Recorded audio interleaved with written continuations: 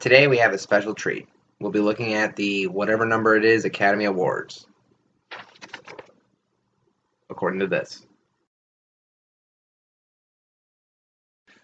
Let's begin with the Best Supporting Actor category, because this one is the most fresh in my mind at the moment because I just watched Nocturnal Animals last night. So the nominees are Mahershala Ali from Moonlight, Jeff Bridges in Hell or High Water, Lucas Hedges in Manchester by the Sea, Dev Patel in Lion, and Michael Shannon in Nocturnal Animals. Let's go through these one by one, shall we? Mahershala Ali was one of my favorite actors of last year. I'd never heard of him until slightly before watching Luke Cage, and he blew my mind. Every time he laughed in that show, I got chills. Like, not bad, like, not scared chills. Not the way a normal person would use the word chills, but I got, like a quiver. And then later, I saw him in Place Beyond the Pines, Hidden Figures. But Moonlight, he was fantastic in.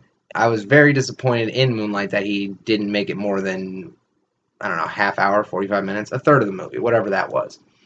Next, Jeff Bridges in Hell or High Water. Jeff Bridges, I actually have a picture of him on my shirt. I didn't even realize I was going to be doing that.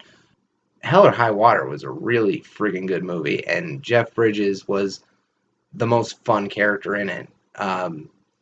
His friend, whose name I don't know, I did at the time because I read it in the credits, but I forgot. He was also really good, but Jeff Bridges made that movie keep going. Every time he popped up on the screen, it was like, oh, don't look away for now. Now, Lucas Hedges in Manchester by the Sea played the nephew of Casey Affleck, and I thought that the character of the nephew was terrible, but the kid, Lucas Hedges, who played him, did a really good job for what he had to do. It was a tricky movie for me, and I'll get into that when we get towards the end. Now, Dev Patel in Lion didn't really impress me. Really nothing about that movie did, but I know Dev Patel's not Australian, just from experience, and it felt like he was putting a lot of effort into the accent, and it took away from the rest of his performance. That, and he was dealing with some issues that I have no way of relating to, so I wasn't even sure what I was looking at on his face. I also know for a fact that if you're going to try to find your hometown on Google Maps, get one of these. That was driving me nuts, the fact that he had to use that freaking touchpad the whole time. And Michael Shannon in Nocturnal Animals, I just watched last night, and I wasn't happy about having to watch it because I had to watch an entire movie to see one supporting actor's performance. But holy shit, was it worth it. Like, I mean, it was like 45% of the movie sucked and wasn't really worth watching. But man, Michael Shannon was fucking awesome. So my pick for Best Supporting Actor is Michael Shannon. As much as I would love to give it to Mahershala Ali, in terms of volume of screen time, I think Michael Shannon had more. And as a result, I had a lot more fun with that movie. Plus, it was spread out more. Mahershala didn't stick around for the rest of the movie. Actually, if you know what happened to his character, I would love to know. I don't think he was dead, but I'm pretty sure he was just in jail for being a crack dealer.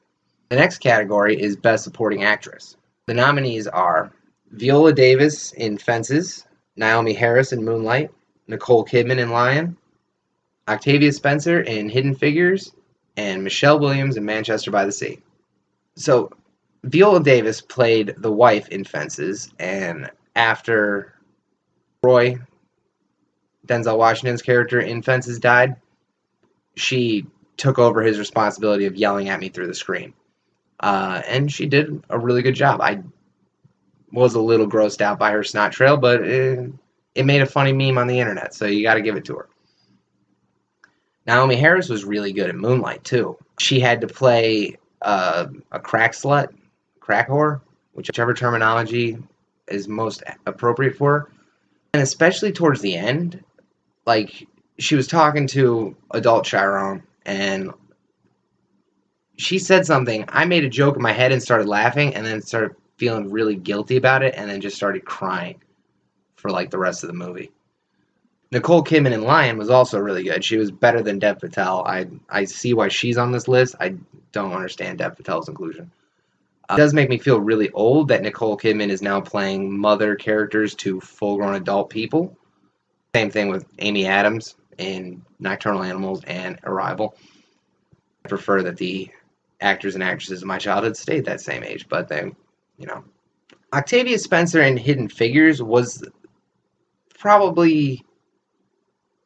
This had to be a really hard category to pick from because all three of them were fantastic. You can't give it to Taraji P. Henson because she's the star. But between Octavia Spencer and Janelle Monáe, that's got to be a really freaking hard decision to make there. But honestly, I was a little bit more interested in Janelle Monáe's line with her trying to become an engineer.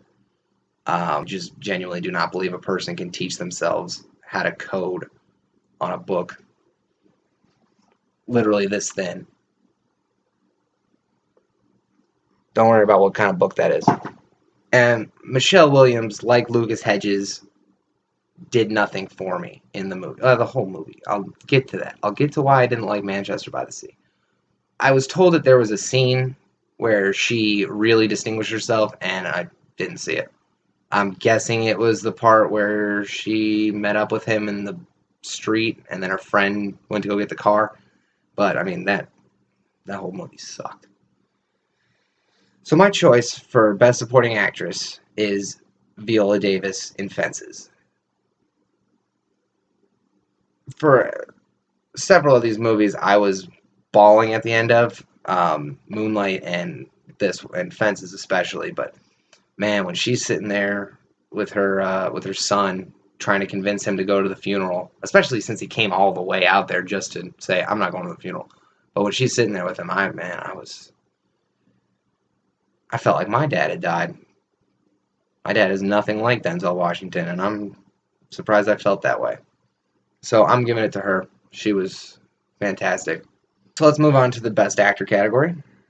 The nominations are Casey Affleck in Manchester by the Sea, Andrew Garfield in Hacksaw Ridge, Ryan Gosling in La La Land, Viggo Mortensen for Captain Fantastic, and Denzel Washington in Fences.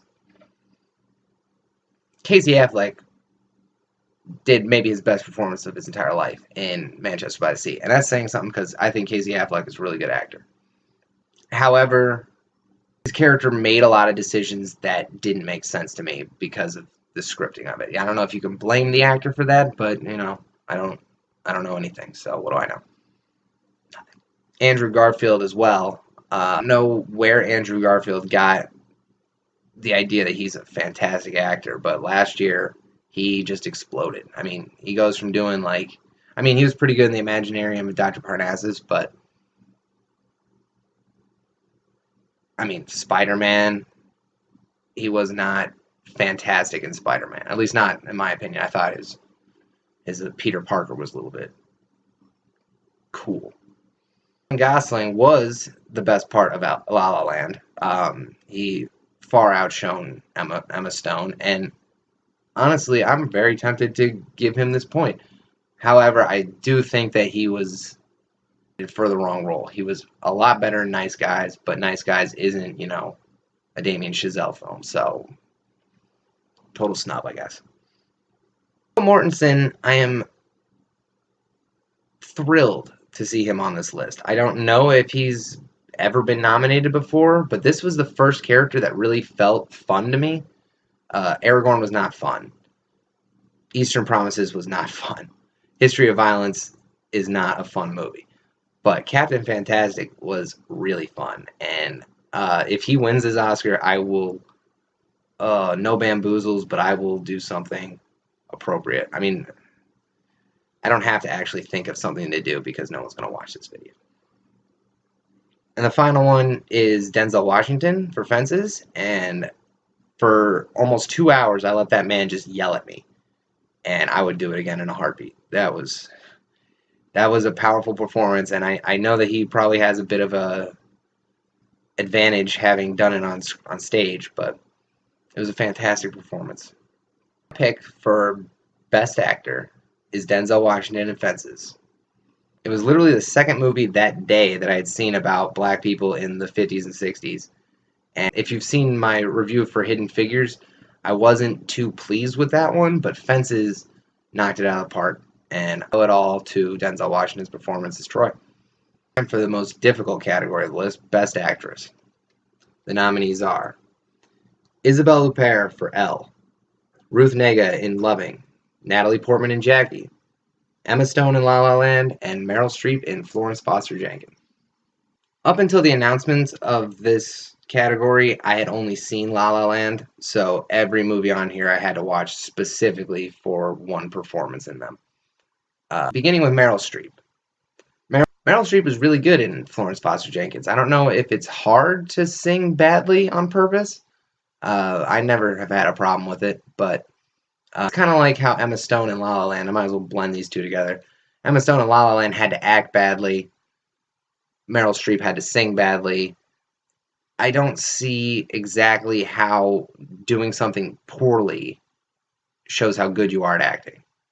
If you wanted someone to play a bad actress, just get a bad actress. If you wanted someone to play a bad singer, get a bad singer.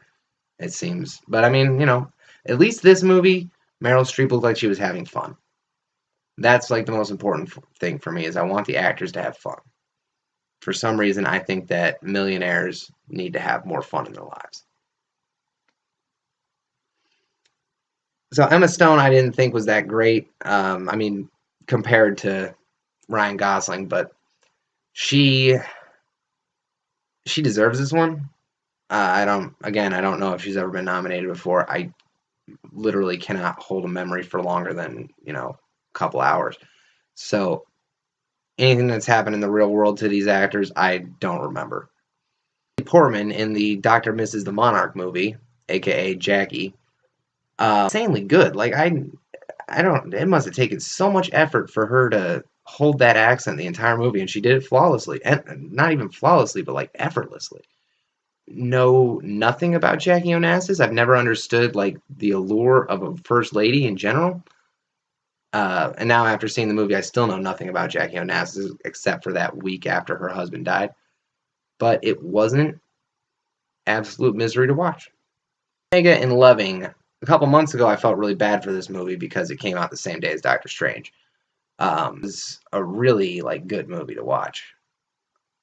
Ruth Negga, however, I feel didn't do anything. Like, she did stuff in the movie, but the majority of her performance was standing there looking like this. Like, however women hold their pregnancy. Like this. But that's all she did. She just stood there quietly, holding herself, holding her baby in. And then the end of the movie, middle of the end, when she had to deal with Nick Kroll, then she started doing stuff. But man, that first fucking hour, she didn't do nothing. And finally, Isabelle Huppert. Elle sucked. Elle was the worst movie I've seen, like, with the exception of when we get to it, Best Animated Picture. This movie was terrible. It took me 3 tries to watch it. Nothing happened. And she did nothing. Like, her face was paralyzed from here down. Every so often, she'd make a look with her eyes, but nothing with her face. She got raped like 3 times in that movie. Nothing. Why is she on this list? And also, how is it fair to put someone on a Best Actress list when I had to watch subtitles? Like, I can't imagine that majority of the Academy speaks French. So they would have had to read the same subtitles I did. And unless she was doing something spectacular for the first 2 seconds of every sentence when I had to read the subtitle, I'm unimpressed. And I'm a little disappointed to even see her on this list. So my pick for Best Actress is Natalie Portman for her portrayal of Dr. Mrs. the Monarch. Or whatever, Jackie Onassis. Alright, let's move on to the most difficult intellectually category for me, Best Director. The nominees are Damien Chazelle for La La Land, Mel Gibson for Hacksaw Ridge, Barry Jenkins for Moonlight, Kenneth Lonergan for Manchester by the Sea, and Denis Villeneuve for Arrival. Nothing about directors. Personally, I directed a 4-minute long movie when I was 19, and that's it. And the whole time, I didn't even realize people were filming the stuff I was doing and saying. I was just coming up with ideas and telling people to do stuff. So I don't know exactly how much these guys had to do with anything, but I'm going to try. For Damien Chazelle, I have not seen Whiplash. I would love to, but every time I try to download it, I just come up with porn. For some reason, Whiplash is the word that comes up in porn titles a lot.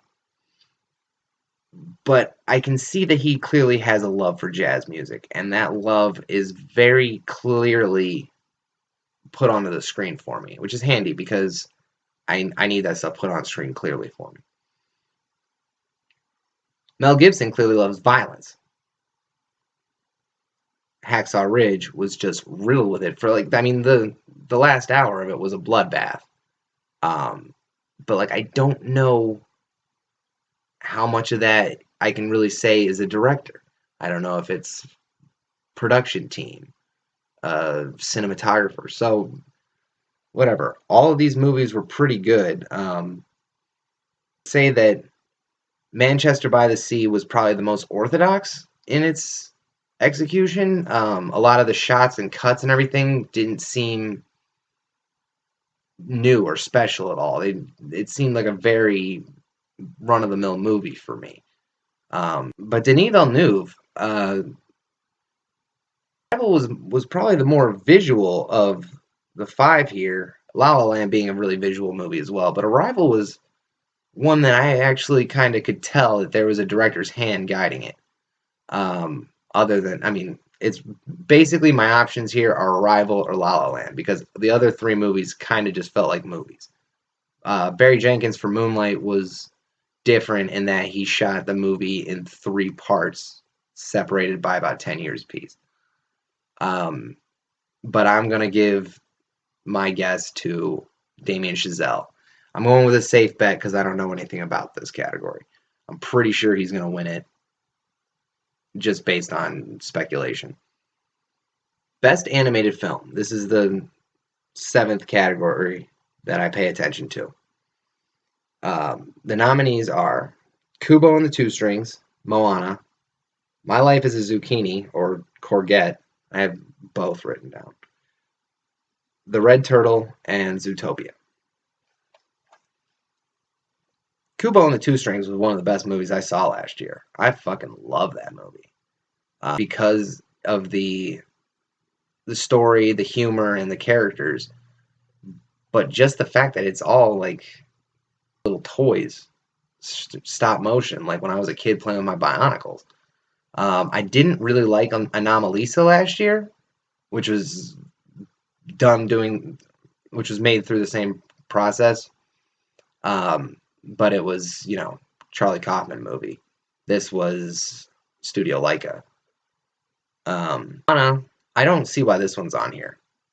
Like Zootopia had a really strong message about racism and everything. Moana didn't really have a real strong message about anything to me. It was just an adventure that broke some of Disney's molds, yes, but it was just an adventure. I didn't really see anything deeper to it. Also, it was a musical, which I consider to be a negative for children's movies. My Life as a Zucchini, I did not see. I can't find it. Zootopia, I briefly mentioned earlier about being deep and not just a thoroughly entertaining movie as an adult, but something that may teach a kid something someday. Who knows? Le Tortue Rouge. Le Rouge Tortue? Le Rouge Tortue. This movie sucked. This is literally my least favorite movie of all of last year. I would rather watch Elle again than watch this one because I didn't actually finish this one. I've seen short films that have no talking in it, that have no dialogue, just have music playing or sound effects or whatever. But the point is that they're short films. This was an 80-minute long feature film, of which I got through about 54 minutes of because it was fucking boring. All right? If you're not going to have anyone talking on screen, then at the very least have something interesting to look at. Unless at the end of that movie it was revealed that that guy was just having sex with a dead turtle the entire time, the movie was horrible. I'm starting to really hate Studio Ghibli. So I'm going to give my pick for Best Animated Film to Kubo and the Two Strings, because none of the other ones really even come close. Zootopia a little bit. Moana was entertaining thoroughly, but I don't feel like it's Oscar category, Oscar quality. And now the final category, after I've been sitting here for almost 30 minutes, is Best Picture. The 8 nominees are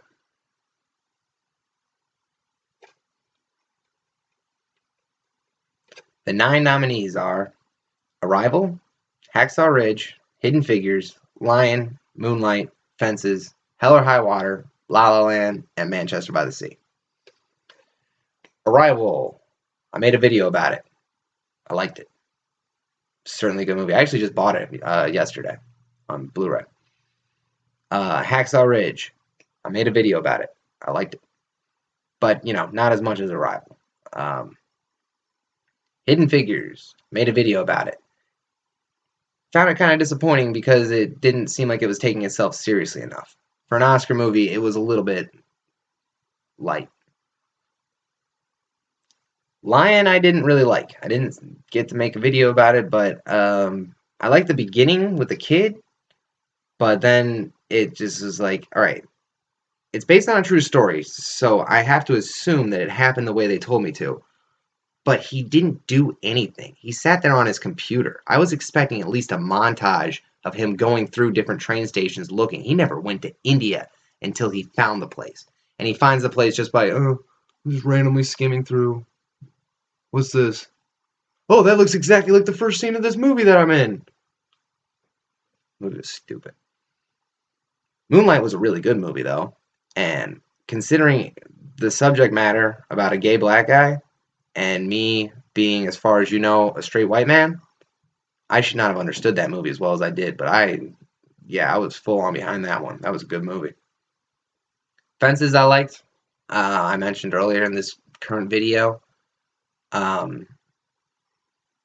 It's very few people I will let just sit there and scream at me for forever, however long that movie was, 2 hours, 18 minutes. But I'll let Denzel. I mean, Hell or High Water was also a really fun movie. I really wasn't expecting it to get nominated, but that was a good, nice modern western. I don't really like westerns too much, but this one was good. It beat the hell out of the last one I saw, Magnificent Seven. Ugh. La La Land. Made a video about it. I liked it.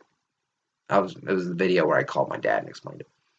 And Manchester by the Sea, I did not like because I didn't get what everyone was feeling, and I don't understand why the guy couldn't just raise his nephew in that town. It's not like he had to live in the same house that he burned his family down in. All he had to do was just raise a kid for 2 years. And then he can go back to being depressed and everything. Whatever. So my pick for Best Movie, because I'm trying to actually get this right, and not just what I like the most, I'm going with La La Land. If you guys need to know what I like the most, I made a video about it. But so these are my choices, going in reverse order. Best Picture was La La Land. Best Animated Film was Kubo and the Two Strings. Best Director was Damien Chazelle. Best Actress was Natalie Portman. Best Actor, Denzel Washington. Best Supporting Actress, Viola Davis. And Best Supporting Actor, Michael Shannon. I just realized I picked 2 people from the same movie, Viola Davis and Denzel Washington. So good luck with those guys. And I am done with this video now, and you guys can go home or whatever it is that you need to do now that this video is done. Goodbye.